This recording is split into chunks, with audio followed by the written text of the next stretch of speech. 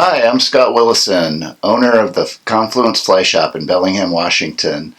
It's February now, kind of in the heart of our winter steelhead season. If our rivers ever come into shape, we'll have fishing over on the coast, on the Olympic Peninsula, up in BC, and down in Oregon as well. I'm going to tie a classic kind of shank fly today. We're going to call the Squid Pro Quo. It's a very kind of squid profile, typical stinger style winter steelhead fly that we like to fish around here. So let's go ahead and get started.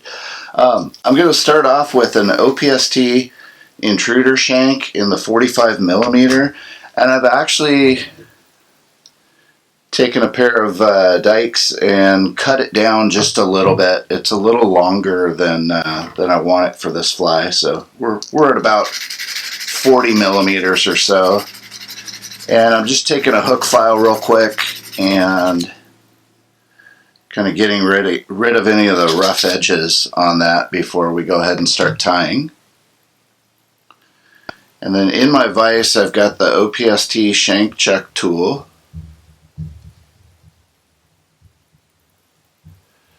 Which is a really handy accessory to have for tying these types of flies. So, for my thread, I've got black 140 Denier Ultra thread spooled up. And we're just going to lay a thread base all the way down along the shank of the hook. And we can trim off that excess. As far as attaching my hook, I'm going to use all sorts of things for this, but today I'm using 30-pound Berkeley Fireline. It's pretty tough, abrasion resistant stuff, and it's real thin and easy to work with. And for my hook, I've got a size 2 Owner SSW that I've already debarbed.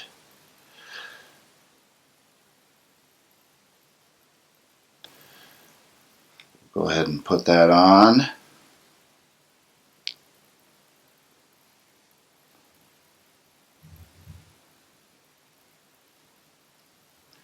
And I like to tie this in loosely because I want to make sure I pull this back and give myself enough room on this extension here to where I could slide that hook out and be able to replace it if it were to get dull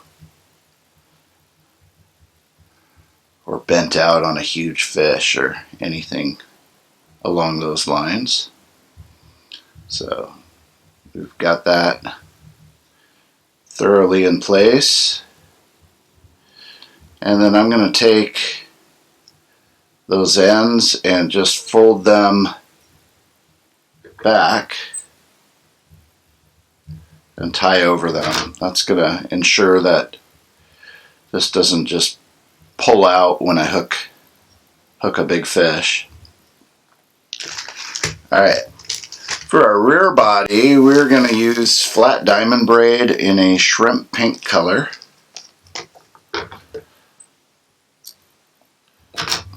Cut a little length of that off.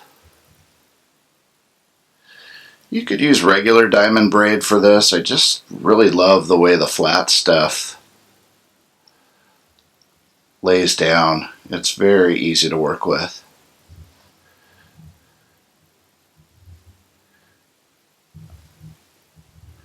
And then we're just gonna wrap this up a little more than halfway up the shank.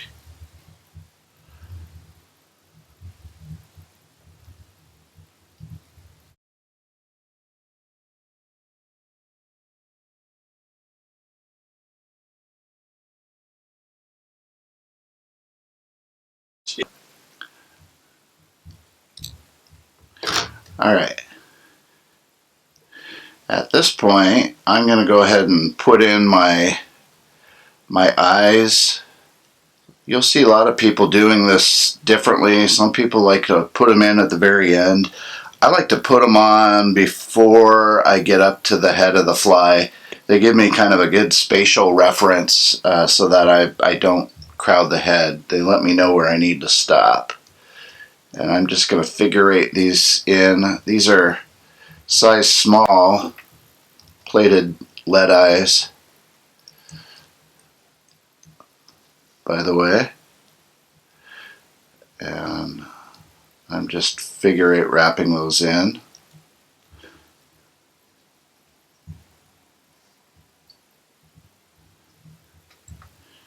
And then we're good to go. I'm going to wrap back. I want to give myself plenty of room for this next little step here. I'm going to go ahead and pull my thread out, double it over, and we'll make a dubbing loop that's several inches long. Always remember to spiral that thread around the base of your loop to close it. And then we'll put my favorite dubbing spinner in. Now for this next step, I'm going to need a few different things. See, I got a pile of stuff in front of me. I'm going to use some pink UV ice dub.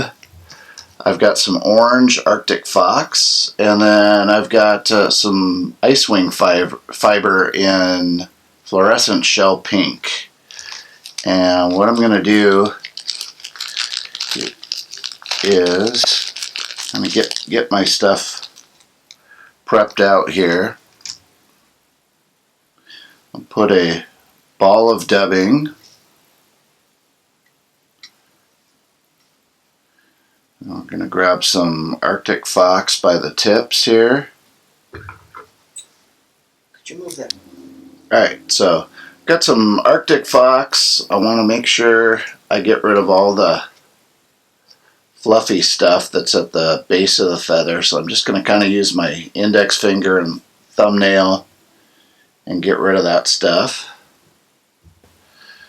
And then I'm going to spread that out a little bit, and I'll lay that down next to the big ball of ice dub there, kind of setting things up in order that they're going to go into the loop. This ice dub is going to be kind of my support, or my dubbing ball that helps support the Arctic Fox and everything that goes in front of it.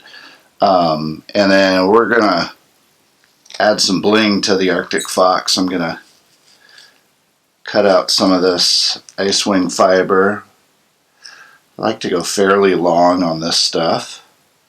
And we'll just lay that down over the top of it. Now, you'll sometimes see people doing this in a series of dubbing loops for each material. That's okay too. But I found if you can get it to work and do it all at once, it's just going to save some time on your fly.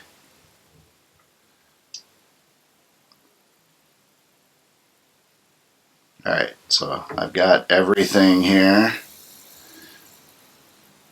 We'll slip that in at once, and then I can kind of spread things out and manipulate them as need be. I want to make sure I have enough of that fox firmly in the loop so that it doesn't just fall out or comb out. And then we'll go ahead and spin that up.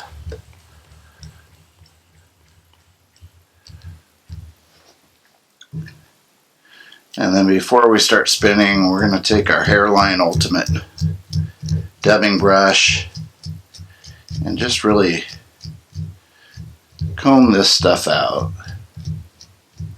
I like to also take a bodkin or like the little hook on your whip finisher, and you can go through and just really pick out any of those materials so it doesn't just end up in a big lifeless wad on your fly. I think we're pretty good there. And then we'll go ahead and wrap our dubbing ball.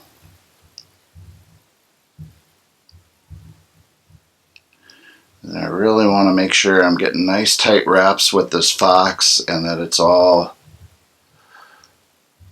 flowing backwards. I should get about 3 turns with this stuff.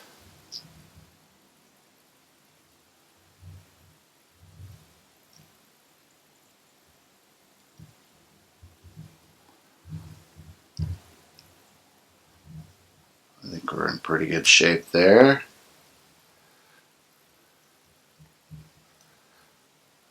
Go over the end of that loop a couple of times, and then we can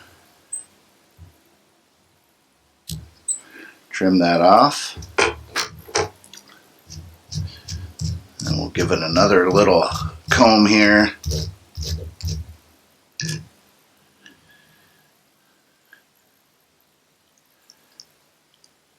And make kind of a thread dam to keep that back. Now, it's often real handy to have a little bit of water or something to kind of tame that out of the way. We're going to get creative here and use a little bit of coffee.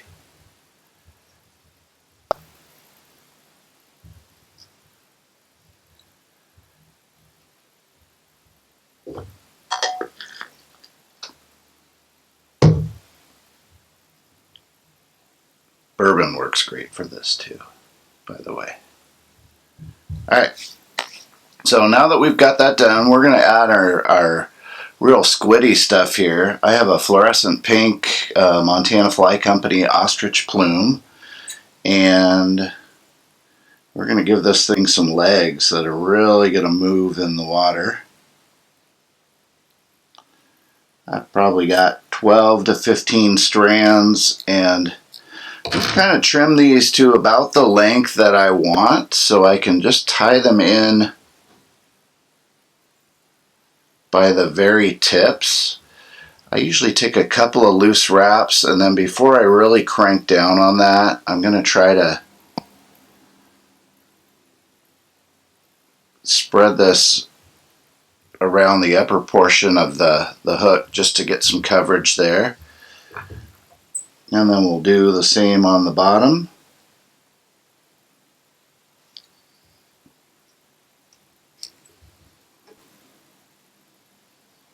Kind of measure those against what I've already done. And then trim them to length here.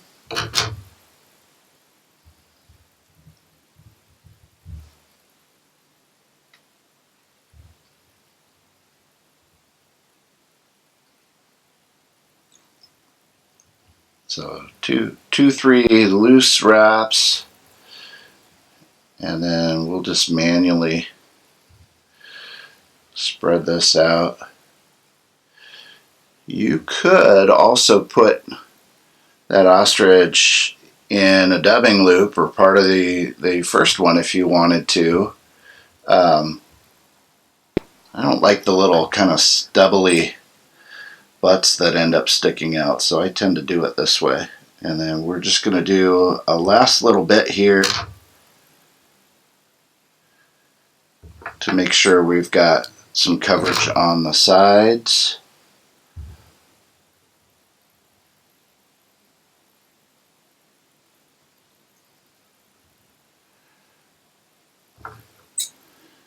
That's good.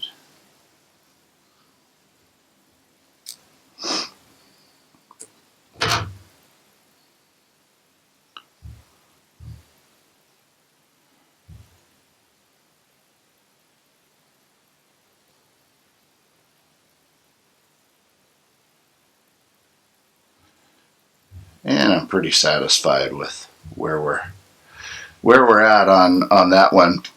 The next thing we are going to add is a Marabou collar. I'm going to use some barred blood quill Marabou in the Fuchsia and Purple from Montana Fly Company. This stuff is fantastic. All the feathers are really good quality and very easy to work with. I've already pre-stripped one side of the feather here for this one. That is going to help to ensure we're getting a nice sparse collar to work with. Strip a little bit more there, and then we'll trim this tip so we've got just a nice little nub to tie that in by.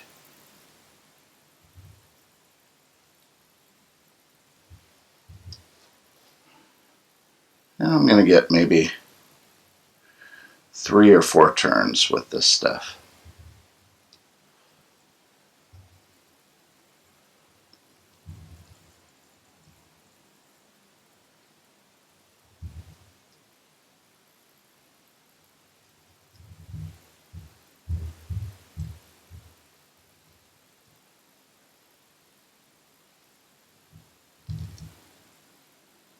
Making sure I'm not wrapping over any of my other fibers there. And the last little bit, I'll strip away what I don't need, and we can just bind that down.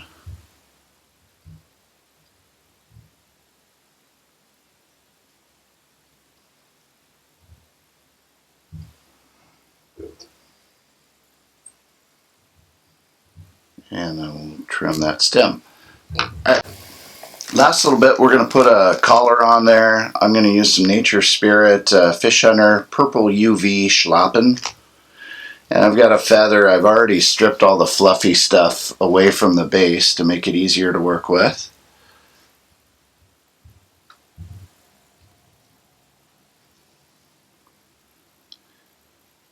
And then we're going to find our tie-in point just like the Marabou, and trim that down to a small little tip.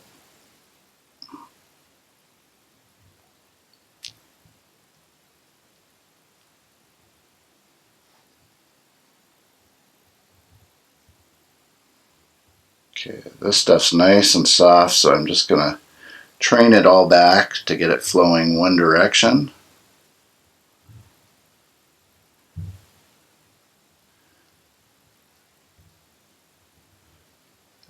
And then we're going to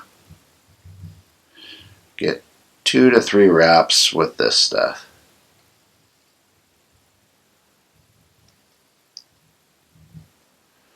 Just stripping away what I don't need.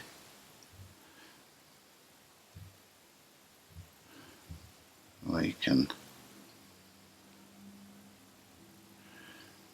tie that down.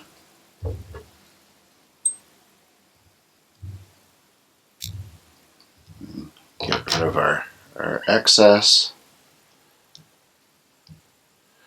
Okay, and then the last little thing we're going to add, just to really give this fly some extra movement and fancy it up, we're going to put some Grizzly Hackle wings in there.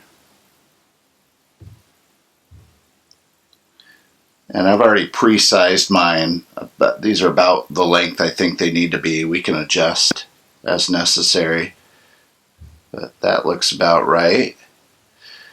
And I'm going to tie one down on one side of the fly, and then we're going to measure the other one against it.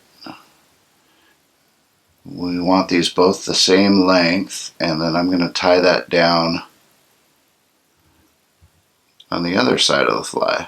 And we'll double check, and lo and behold, I got those just how I wanted them on the first try, which is not always the case. Last thing I'm going to do is just take these little stems and fold them back and wrap over them. That's going to help to ensure these feathers don't pull out and make this thing a little bit more durable. And then we can just trim those down. And I'm feeling pretty good about where we're at there. So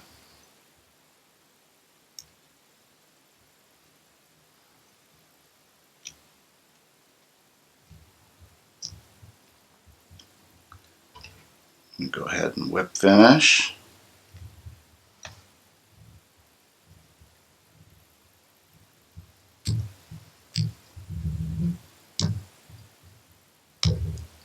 And perfect.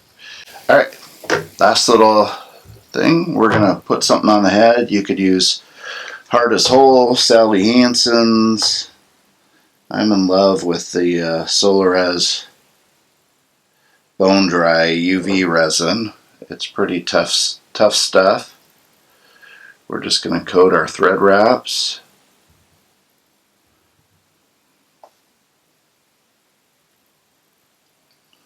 On both sides.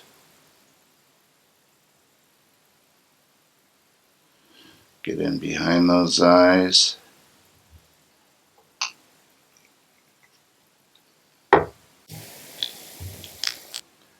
And we'll hit it for a few seconds with our light.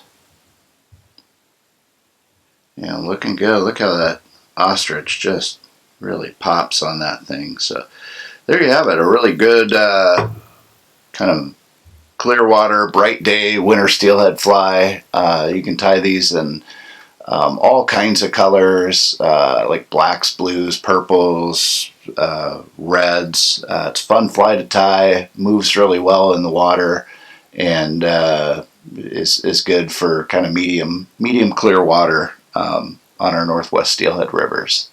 There you have it, the Squid Pro Quo. Thanks for watching, and please be sure to like and subscribe to our YouTube channel.